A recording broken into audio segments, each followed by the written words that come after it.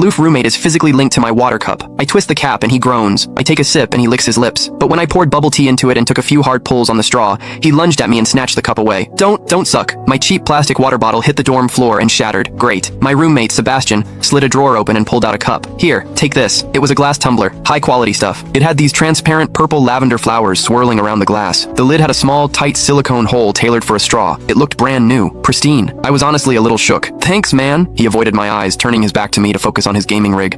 I carefully twisted the lid open. Immediately, a suppressed, low groan came from Sebastian's direction. I poured some warm water in and took a sip. Sebastian sucked in a sharp, jagged breath. His hand on the mechanical keyboard trembled, his fingers slipping off the keys. He licked his lips, looking like he was enduring some kind of torture or intense pleasure. His lips were thin, the Cupid's bow sharp like a knife. Looking at them made me want to bite them. Yeah, okay, I admit it. I'm into Sebastian. I swear to God, before I met him, I was the straightest guy in the state. After high school, my only plan was to get to college and bang a hot, bubbly cheerleader. But the moment I walked into this dorm and saw Sebastian, that plan went out the window. 4 years of college and he's the only one I want to mess around with, but I couldn't tell him. No way. I was terrified that if I spilled my guts, we wouldn't even be friends anymore, because Sebastian is straight, like painfully straight. Only 2 weeks ago, he turned down a senior, a varsity swimmer, total stud, who asked him out. After that, Sebastian came back to the room and sat at his desk with a face like thunder for hours. The guy must be a raging homophobe. Maybe it was because the cup was a gift from my crush, but that warm water tasted sweeter than usual. It had a weirdly good aftertaste. I grabbed a straw from my desk and shoved it deep into the hole on the lid. The second I did, a strangled moan ripped out of Sebastian's throat. He bolted up and sprinted into the bathroom. Weird. We were just gaming. Why the hell did he suddenly need a shower?